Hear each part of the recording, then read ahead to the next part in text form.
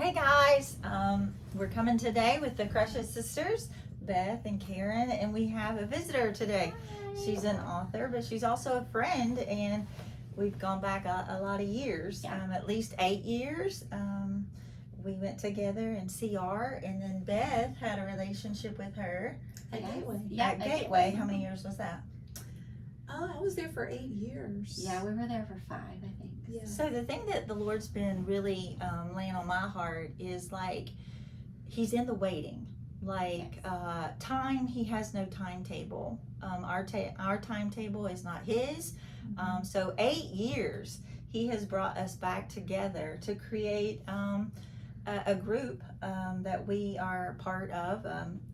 Crystal is also a co-leader in the Thrive Tribe support group here at Create. Yes.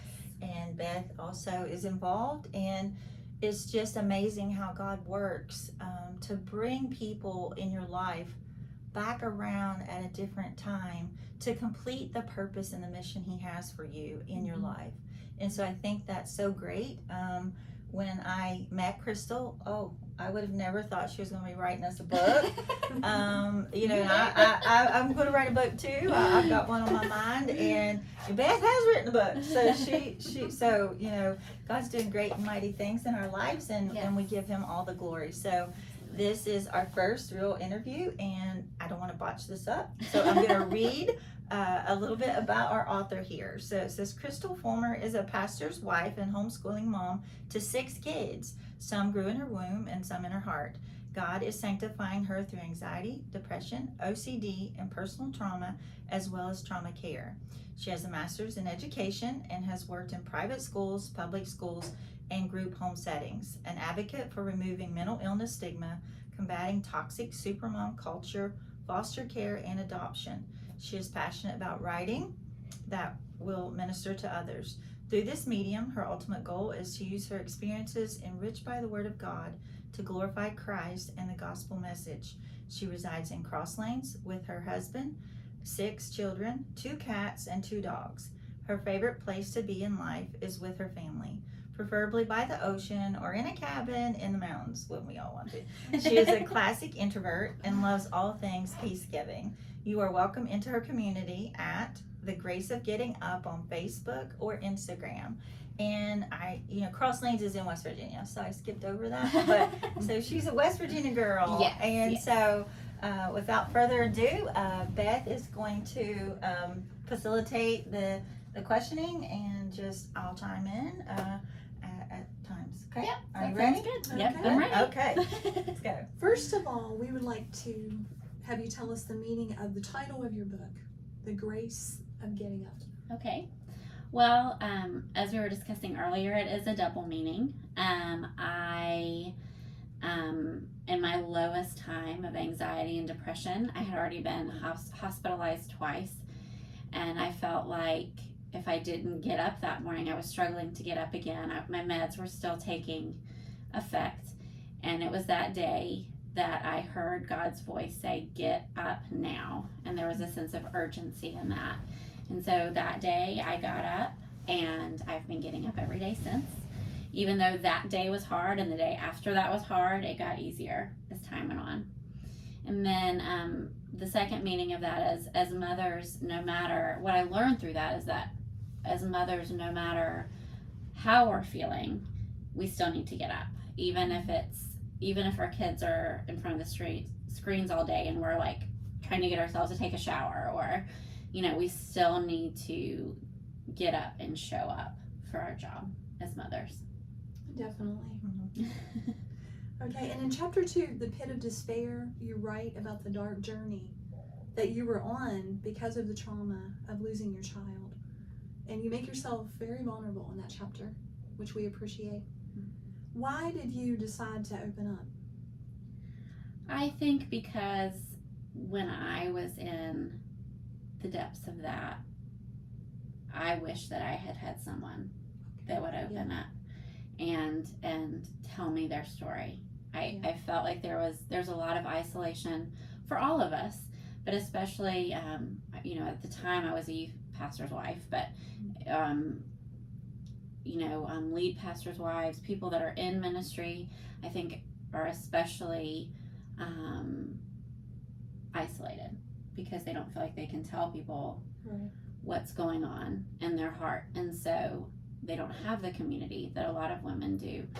And so I think that part of my being vulnerable is for all of those people who are waiting for someone to be vulnerable with them, who don't necessarily have that in their day-to-day lives. Right.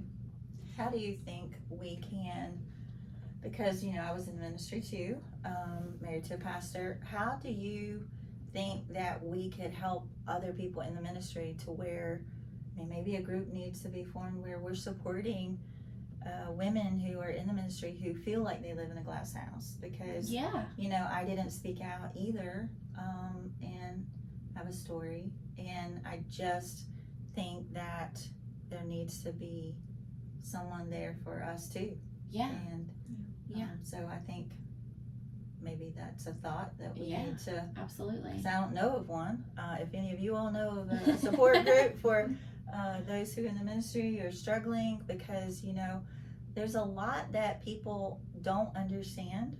We hide behind a lot of things. We feel like we have to be perfect, because we're in the ministry. So we have to put this shiny little smile and face on, and absolutely denying ourselves. And I think that also puts us up for, honestly, not having the closest relationship with the Lord that we can have, because we're putting on masks. And absolutely. we're hiding, and it's not until you become authentic and open up like you did in your book. I'm sure that released a lot of whatever for you. Absolutely. And it was also very frightening, but I think, and also I think like our church is joining a network of churches instead of a denomination. We're going to join Acts 29, which is a network. So there's no authority there, but there's support. And I think that churches in general, I think, need to start leaning that way towards not necessarily having a denominational covering where they come down and tell you what you can and can't do. Obviously you need to follow, I believe in the Bible and what it says, but there needs to be more of a support system there where the ministers' wives in that network are talking to each other. Because whether you're in an independent church or a denomination, it always feels like you're still masking or you're still isolated in either one of those. So I think network is a really good word for finding other people in ministry and supporting each other too. And I think we need to dispel the stigma to non-Christian, to people not of the faith, that Christians are real people. We struggle, we sin, just like everybody else. We haven't, anxiety or depression or, and it's, the Lord helps us. He's in it with us.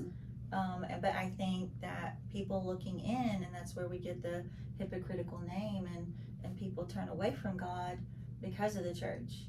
And, I think to educate the public that, hey, we're just human too, with these struggles. Absolutely. And when we share it, you're aware of it, and you can kind of look at Christians a little different. Absolutely. All right, in chapter 4 you talk about the stigma of Christians using medication, especially for mental health issues such as anxiety and depression. And how do you think we as Christians can help change that perspective? Well, the first thing we have to do is start looking at it for what it is so often is it's a broken brain. It's not, if you have enough faith, it'll all go away. That's not what it is.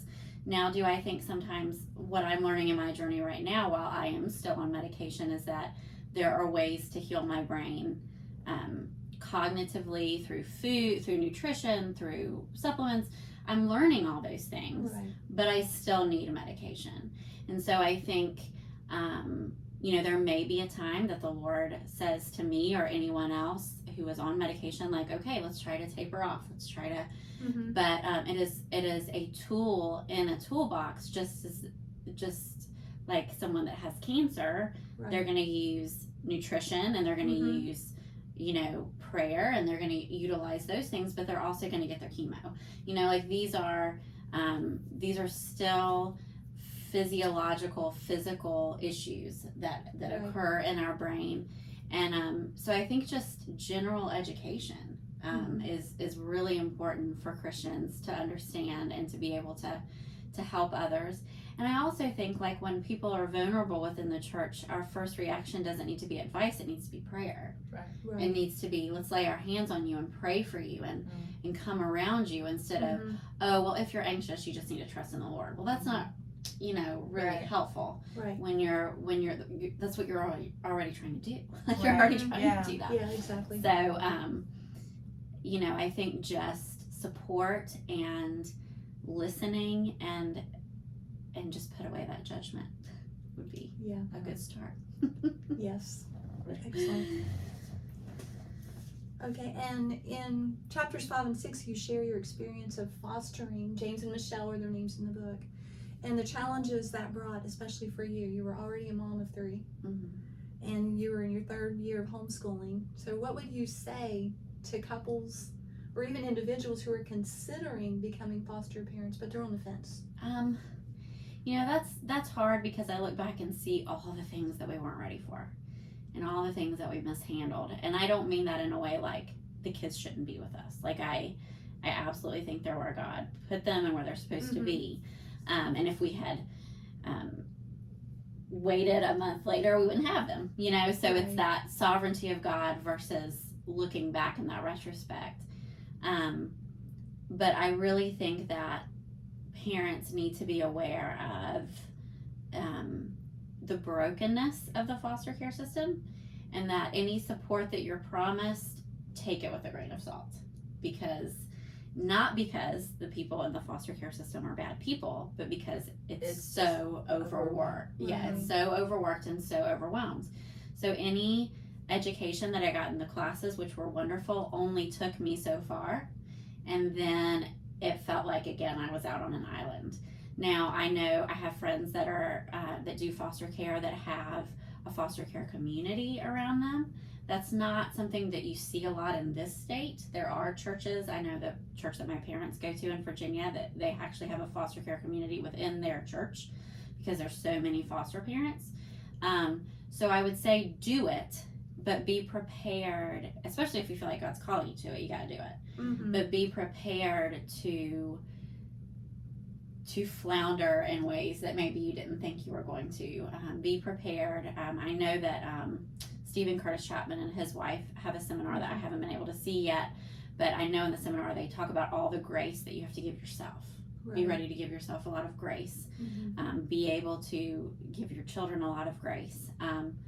And also, if you can, speaking from our failure in this way, get a lot of support around you. Get a lot of people who know what you've been through or who understand it, whether it's online or in.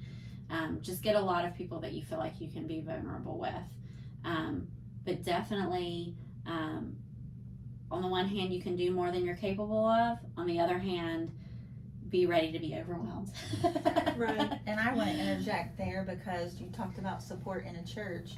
I belong to River Ridge in Taze Valley, and we have Foster, West Virginia. So if you are a family of foster care and you don't have a home church, or even if you do, we do have support. We provide, whatever your needs are, actually. So we do walk alongside them. And, awesome. I think another thing about foster care that you need to recognize is, I know as a parent we beat ourselves up when our kids act out or they're not doing what, we reflect and say that's our fault. These are kids of trauma. They've been in the system. They are broken. Their brains are broken. And Absolutely. you definitely have to give them grace. And I work in that community of kids, and just most of them have been in multiple foster care homes, because foster care parents, we can't treat them like pets, where you can just kind of like rehome them. And that's kind of, that has happened to a lot of the kids that I work with in the juvenile system. Is they're like, I had to leave that foster care home because this or that. And so if you're serious about it, it's a commitment.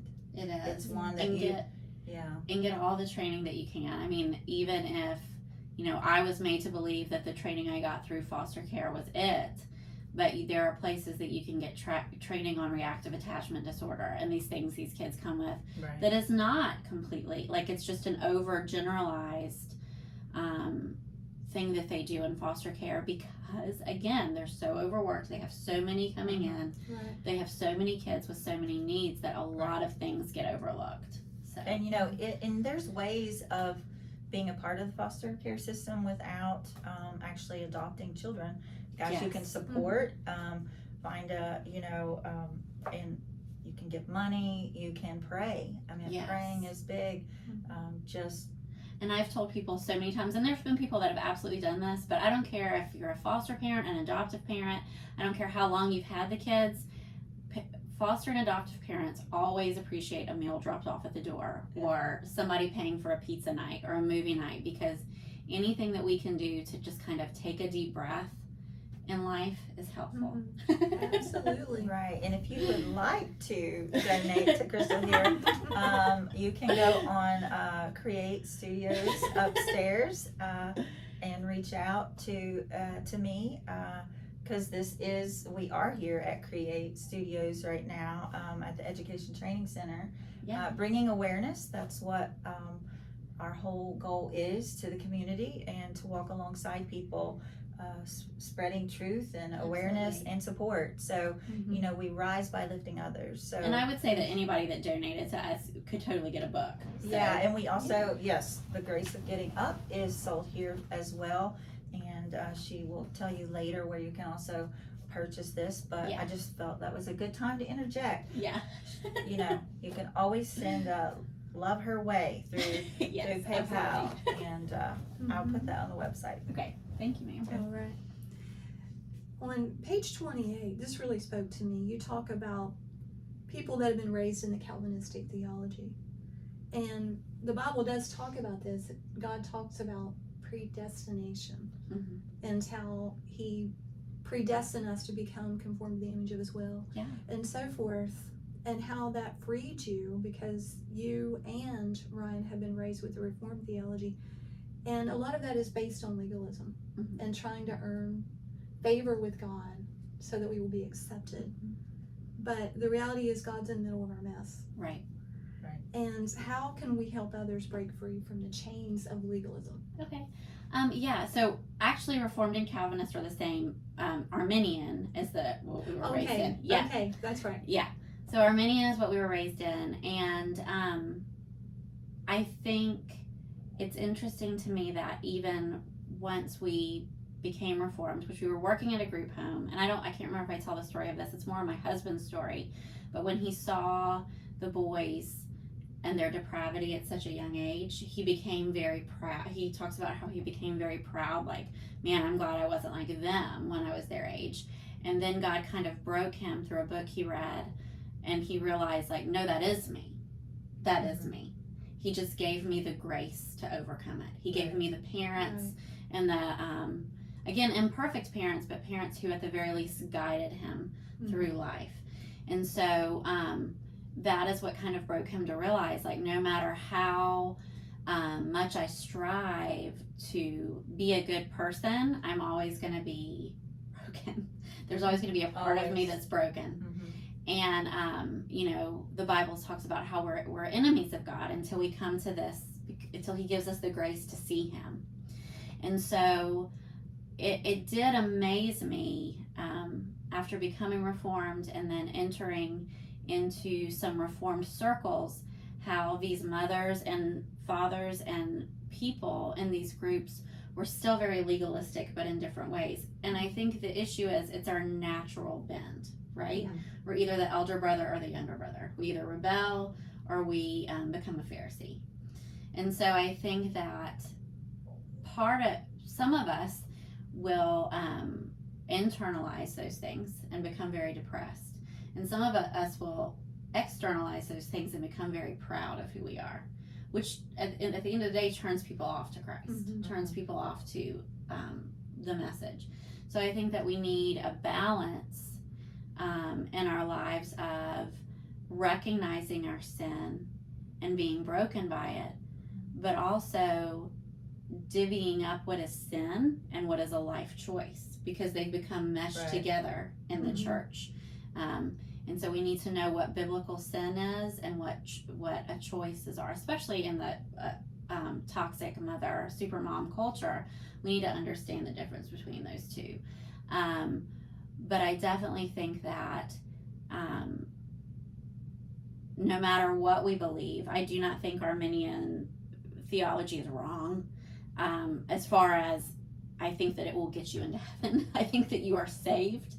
I think that what we need to realize is that we all need so much grace. Mm-hmm. And even when we think that we've gotten it together, like even when we think that we're like, all right, God, me and you, we're good, I've arrived, we haven't. Yeah. There's a new layer of the onion to be peeled back. And so the more humble we are with our theology, the more humble we are with what we believe about God's sovereignty, the more work he can do with us and the more we can be used. Whereas when pride comes in through legalism, we're stuck. Right. And I think also the big thing that weighs heavily on my mind that I just did my YouTube video on was it's about relationship, guys. It's not about religion and absolutely. It's not about denominations. Jesus, it's about him. Okay. Christians will always fall. They will always fail. You will always, but us Christians have grown up thinking there's all these rules and that we're going to fall from God's grace, and he's going to love us just as much in our mess than if he delivers us out of our mess. Like, he loves us, and his son, we were sinners when Jesus died for us, and so I don't know, I just think that so many people look at, I know my brother, he just doesn't understand, because it's just like they feel like you've got to get your crap together before you go to church. Right. You've got, God can't, I can't walk in that church because I still drink, or I'm living with my boyfriend or girlfriend, or I'm doing all of these sinful acts, but God convicts your heart. I mean, Jesus, you just hear the word, and so, the Bible, that's where you find Jesus. I mean, like, and we can't expect people to know all of the word when they come to faith. Right. Yeah. Like, they're still going to be screwing, they're still going to be doing things, and you're going to say, did you know that was sinful? No. Like, Right. you know what I mean? Like, so we can't expect people, they have Christ now, so they know right from wrong. Right, No, and that's not an true. instant thing, and that's where maturity comes in. And like I've been a Christian since I was 12, and I'm 55, and it isn't until in the past 4 years that my relationship has been one that is walking in the Spirit. Yeah.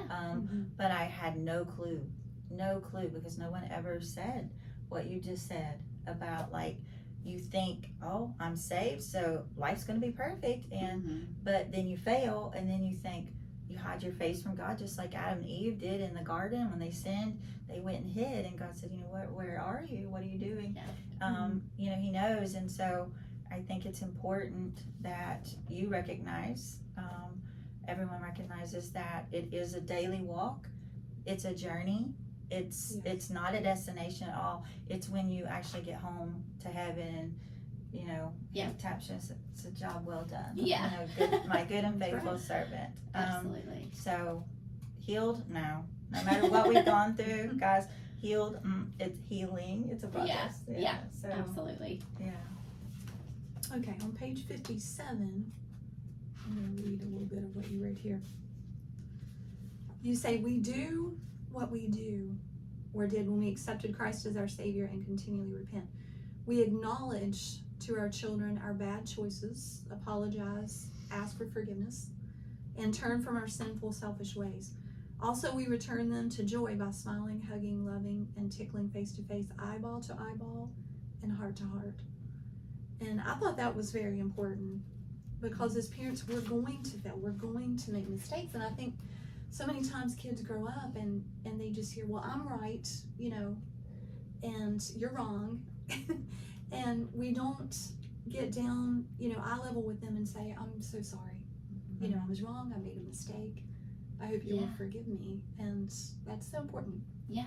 I agree. And I think, and don't get me wrong, that's a goal for us. We don't always do it. Right. Yeah, we don't always do it. And that's what I think. Sometimes social media or talking to other parents who think they have it all together, or people that have it all together, you know, part of the process is us growing with our children. Mm-hmm. And so, if you're a parent out there and this isn't something that, you know, your kids are in their teens, or, you know, even if they're young adults, like, you can still implement these things. You can still do these things. And I know, I went through a period when my biological children were young where this is absolutely how we did things. And then, having 5 kids and homeschooling threw me off that track. And so there have been times where there have been weeks that I have been stuck in this muck, and I would have to come back to them and apologize for a week's worth of behavior. Like, hey, this is just convicting me just now, and I want to set you all down, and I want to tell you the way I've been acting is not okay, and I'm sorry. Right. And children are so resilient, and they're so ready to forgive. Mm-hmm. And that, you know, that conviction can only come with relationship with Christ too. Yeah. Letting him reveal that to you guys. And like, you know, in my house, my children, I have 3, and it's like, and I'm a teacher, so at school I vowed to be a teacher that would be different, like, hold me accountable. We as parents and even teachers, it doesn't matter what age a child is, sometimes they see truth that we don't. They see our behaviors that we don't. And so it's not, you know, you're the mom or you're the dad and that's just the way it is. I mean, if you have that mentality, then you most likely are not going to have a good relationship that's intimate with your child. And so I think intimacy, it comes with vulnerability. It also comes with accountability and holding you to a standard. You know, I try to tell my kids, like, tell me when I'm wrong. Tell me if I hurt your feelings. You know, hold me to that, because they see it and their little hearts don't understand why we don't see it. Because so many times I heard, like, you're the parent, why don't you know this? Okay, well, we should know that, but with, you know, we don't. Our brokenness causes us to react and to respond on an emotional level sometimes. Like, we get triggered. Mm-hmm. You and know, we all have blind spots. Yeah, if we're focused on doing the same thing our parents did, or doing things opposite our parents did, that simple, narrow focus, we still have blind spots. Yep. Right. So Exactly. Yeah. Okay, and then you've talked about the toxic mom culture, and you talk in a little more detail on page 65 about that. This toxic mom culture is telling us we have to do it all. It is creating crippling problems for our kids. They need father roles in their lives. Our daughters need a healthy man to affirm their beauty and identity. And our sons need a sensitive, masculine figure to exemplify what true strength looks like. Do not steal these gifts from them, Mama. Let them lead. Let them nurture. Above all, let them give you a break. So, yeah. And I think you're so right. You hit the nail on the head with that. Right. That there is, you know, a stigma out there, especially with social media, you know, the Pinterest moms. yeah. And, you know, you're doing everything. You got the red cape on, you know, and you're going to get burnt out. Yes. If you have that mentality. Yes. You know, I taught school and had 3 kids and did it all. And I was got getting burnt out.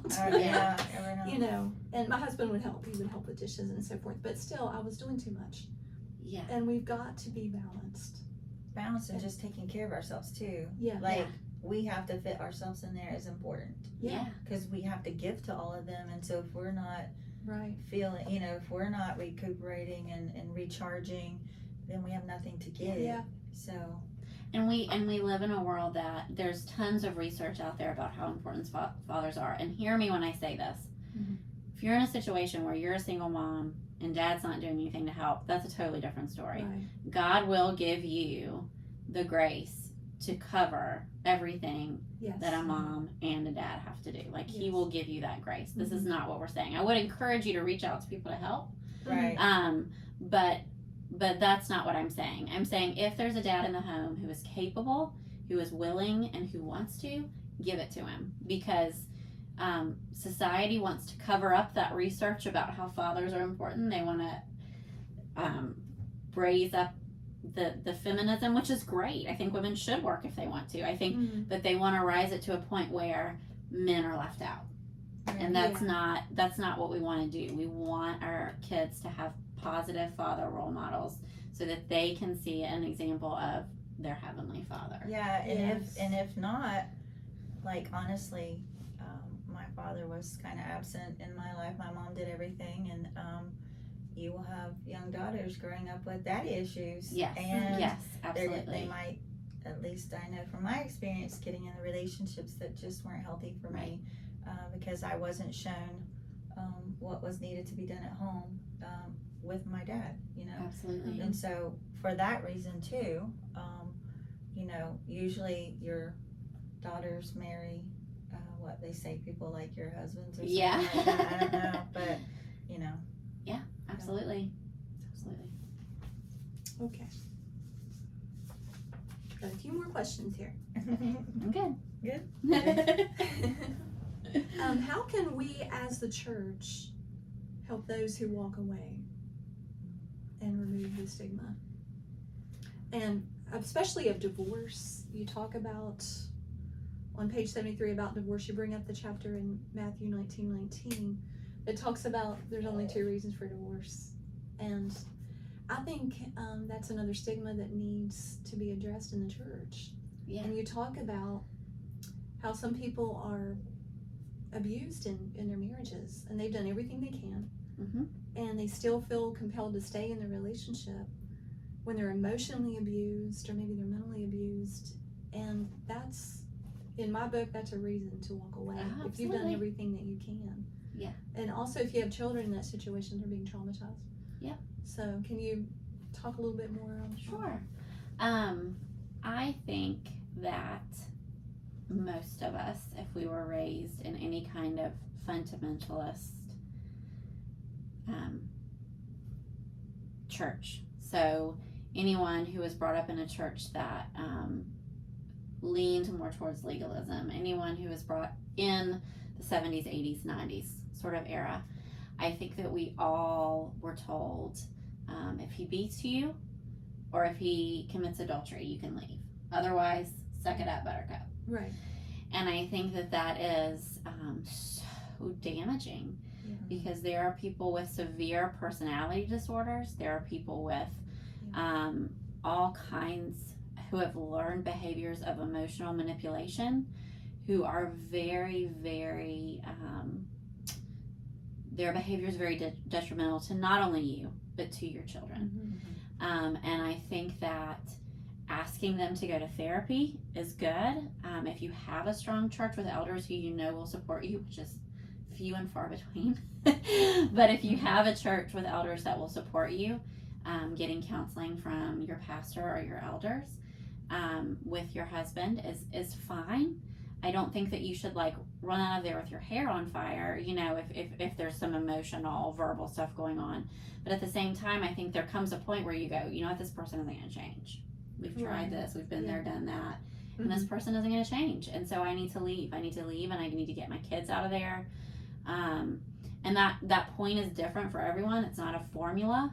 But my husband and I, even in the last 2 or 3 or 4 years of lead ministry, we have seen women who we've literally had to convince.